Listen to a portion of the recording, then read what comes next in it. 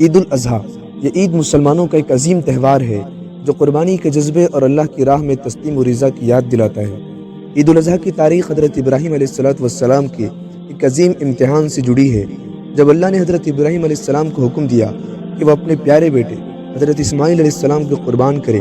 حضرت ابراہیم علیہ السلام نے اللہ کی فرمانبرداری میں کوئی تاخیر نہیں کی اور اللہ کے حکم کے مطابق عمل کرنے کو تیار ہو گئے۔ ابراہیم علیہ السلام نے اپنے بیٹے اسماعیل علیہ السلام سے پوچھا، اے میرے بیٹے، یہ اللہ کا حکم ہے، ہمیں اس کی راہ میں قربان ہونا ہے۔ اسماعیل علیہ السلام نے کہا، ابا جان، اللہ کی رضا ہمارے لیے سب کچھ ہے۔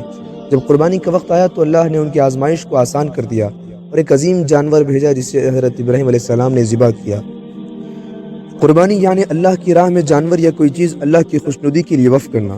قربانی اسلام کا ایک اہم رکن ہے، لیکن قربانی کی تاریخ بہت قدیم ہے جو اللہ کی بندگی اور فرمانبرداری کی اعلیٰ مثالیں پیش کرتی ہے۔ قربانی کی اصل تاریخ حضرت ابراہیم علیہ السلام کی قربانی کے واقعے سے جڑی ہے۔ جب اللہ نے حضرت ابراہیم علیہ السلام کو حکم دیا کہ وہ اپنے بیٹے حضرت اسماعیل علیہ السلام کو قربان کرے تو انہوں نے بغیر کسی ہچکچاہٹ کے اللہ کی مرضی کو تسلیم کیا، لیکن اللہ نے ان کی قربانی قبول کرتے ہوئے ان کے بیٹے کی جگہ ایک دمبے کو بھیجا۔ یہ قربانی نہ صرف اللہ کی اطاعت کی علامت تھی بلکہ امت مسلمہ کے لیے قربانی کا سبق بھی۔ آج ہم ہر سال عید الاضحیٰ مناتے ہیں جو حضرت ابراہیم علیہ السلام کی قربانی کی یاد دلاتا ہے۔ مسلمان اس دن اللہ کی راہ میں جانور قربان کرتے ہیں اور اپنے ایمان کا اظہار کرتے ہیں۔ دنیا کے کئی مذاہب اور ثقافتوں میں قربانی کا تصور موجود ہے، مگر اسلام میں قربانی کا مطلب اللہ کی رضا اور بندگی ہے، جس میں نیت اور خلوص سب سے بڑا مقام رکھتا ہے۔ یوں تو قربانی کی تاریخ انسانیت کی تاریخ کے ساتھ جڑی ہے اور ہمیں سکھاتی ہے کہ اللہ کی راہ میں قربانی دینا سب سے بڑی عبادت ہے۔ قرآن کریم کے کئی آیات میں قربانی کی حقیقت، حکمت اور فضیلت بیان کی گئی ہے۔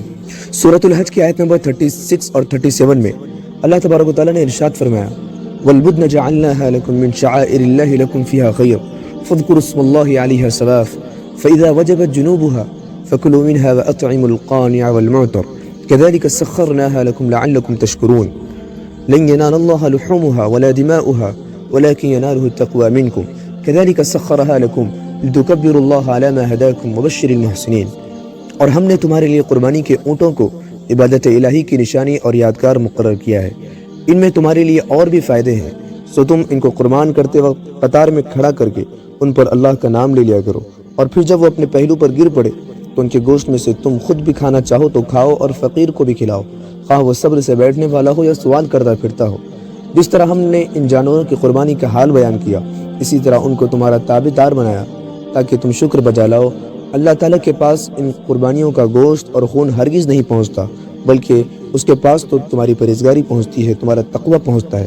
اللہ تعالیٰ نے ان جانوروں کو تمہارے لیے اسی طرح مسخر کر دیا ہے تاکہ تم اس احسان پر اللہ کی بڑائی کرو کہ اس نے تم کو قربانی کی صحیح راہ بتلائی، اور اے پیغمبر، مخلصین کو خوشخبری سنا دیجیے۔ حضرت عائشہ رضی اللہ عنہ فرماتی ہیں کہ رسول اللہ صلی اللہ علیہ وسلم نے فرمایا کہ ابن آدم نے قربانی کے دن کوئی ایسا عمل نہیں کیا جو اللہ کے نزدیک خون بہانے یعنی قربانی کرنے سے زیادہ پسندیدہ ہو، اور قیامت کے دن وہ ذبح کیا ہوا جانور اپنے سینگوں، بالوں اور کھروں کے ساتھ آئے گا۔ حضرت ابو سعید خدری رضی اللہ عنہ سے روایت ہے کہ رسول اللہ صلی اللہ علیہ وسلم نے اپنی بیٹی حضرت سیدہ فاطمہ رضی اللہ عنہا سے فرمایا، اے فاطمہ، اٹھو اور اپنی قربانی کے پاس رہو، یعنی اپنی قربانی کے ذبح ہوتے وقت قریب موجود رہو، کیونکہ اس کے خون کا پہلا قطرہ زمین پر گرنے کے ساتھ ہی تمہارے پچھلے تمام گناہ معاف ہو جائیں گے۔ حضرت فاطمہ رضی اللہ عنہا نے عرض کیا کہ اللہ کے رسول، یہ فضیلت ہم اہل بیت کے ساتھ مخصوص ہے یا عام مسلمانوں کے لیے بھی ہے؟ تو آپ نے فرمایا، ہمارے لیے بھی ہے اور تمام مسلمانوں کے لیے بھی ہے۔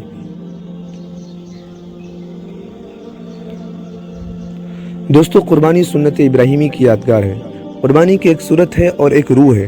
صورت تو جانور کا ذبح کرنا ہے اور اس کی حقیقت ایثار نفس کا جذبہ پیدا کرنا ہے اور تقرب اللہ ہے۔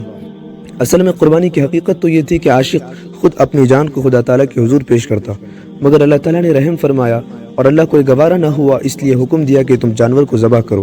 ہم یہی سمجھیں گے کہ تم خود اپنے آپ کو قربان کر چکے ہو۔ حضرت اسماعیل علیہ السلام کی قربانی کے واقعے سے معلوم ہوا کہ ذبح کا اصل مقصد جان کو پیش کرنا ہے، چنانچہ اس انسان میں جان سپاری اور جان نثاری کا جذبہ پیدا ہوتا ہے اور یہی اس کی روح ہے۔ اور یہ روح صدقے سے کیسے حاصل ہوگی؟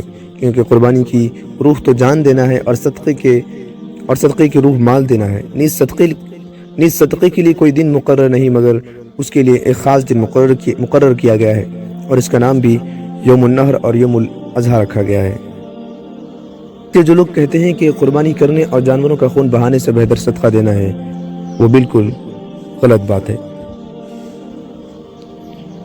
قربانی کی دو قسمیں ہیں، ایک واجب اور دوسری مستحب۔ اگر کوئی آدمی عاقل، بالغ، آزاد، مقیم، مسلمان اور مالدار ہو تو اس پر قربانی کرنا واجب ہے، اور قربانی نہ کرنے کی وجہ سے وہ گنہگار ہو جاتا ہے۔ اگر کوئی مسلمان سفر میں ہو یا فقیر و غریب ہو یا محتاج ہو اور قربانی کرے تو یہ مستحب ہے۔ جس طرح زکوٰۃ صاحب نصاب مسلمان پر الگ الگ لازم ہوتی ہے، اسی طرح قربانی بھی ہر صاحب نصاب پر الگ الگ لازم ہوگی۔ چنانچہ ایک قربانی ایک گھرانے کی طرف سے کافی ہونے کا خیال درست نہیں، اور ہر مالدار مقیم مسلمان شخص پر قربانی اس کے اپنے نفس اور ذات پر واجب ہوتی ہے۔ اس لیے پورے گھر، خاندان یا کنبے کی طرف سے ایک آدمی کی قربانی کافی نہیں ہوگی، بلکہ ہر صاحب نصاب پر الگ الگ قربانی لازم ہوگی، ورنہ سب لوگ گنہگار ہوگے۔ ہاں، مردوں کے ایثار ثواب کے لیے ایک قربانی کئی افراد کے ثواب کی نیت سے کر سکتے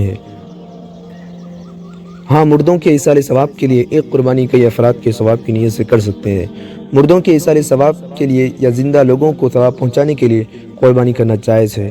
اگر کسی آدمی نے قربانی کی نظر مانی یا فقیر نے قربانی کی نیت سے جانور خریدا تو ان پر قربانی واجب ہوگی۔ قربانی سے متعلق ایک بڑی کوتاہی یہ دیکھنے میں آتی ہے کہ بعض لوگ اسے ضروری نہیں سمجھتے، بلکہ ایک نفع اور ثواب کا کام تصور کرتے ہیں، گویا ان کے نزدیک قربانی کر لی تو کر لی، ورنہ کوئی حرج نہیں۔ یاد رکھیں، یہ سوچ اور نظریہ ہرگز درست نہیں۔ احادیث طیبہ میں نبی کریم صلی اللہ علیہ وسلم نے وسعت کے باوجود قربانی نہ کرنے والے کے بارے میں وعید فرمائی ہے، اور فرمایا جو شخص تم میں سے قربانی کی وسعت رکھتے ہوئے بھی قربانی نہ کرے تو اسے چاہیے کہ ہمارے عیدگاہ کے قریب بھی نہ آئے۔ اس حدیث میں وسعت رکھنے کے باوجود قربانی نہ کرنے پر وعید ذکر کی گئی ہے، جس سے قربانی کا واجب اور ضروری ہونا معلوم ہوتا ہے۔ اس لیے کہ مسنون اور مستحب کام کے ترک کرنے پر وعید نہیں کی جاتی۔ نبی کریم صلی اللہ علیہ وسلم نے مدینہ منورہ کی طرف ہجرت کرنے کے بعد 10 سال تک وہاں قیام فرمایا اور مسلسل پابندی کے ساتھ ہر سال بلا ناغہ قربانی کا اہتمام فرمایا۔ اللہ تعالی ہمیں بہت دل کھول کر قربانی کرنے کی توفیق عطا فرمائے۔ دوستو، ویڈیو پسند آئے تو ویڈیو کو لائک اور چینل کو سبسکرائب ضرور کر لیں، تاکہ ہماری ہر ویڈیو آپ تک سب سے پہلے پہنچ سکے۔ اس کو ثواب جاریہ کی نیت سے اپنے دوستوں میں ضرور شیئر کریں۔ پھر ملیں گے ایسی انٹرسٹنگ ویڈیو کے ساتھ، تب تک کے لیے اللہ حافظ۔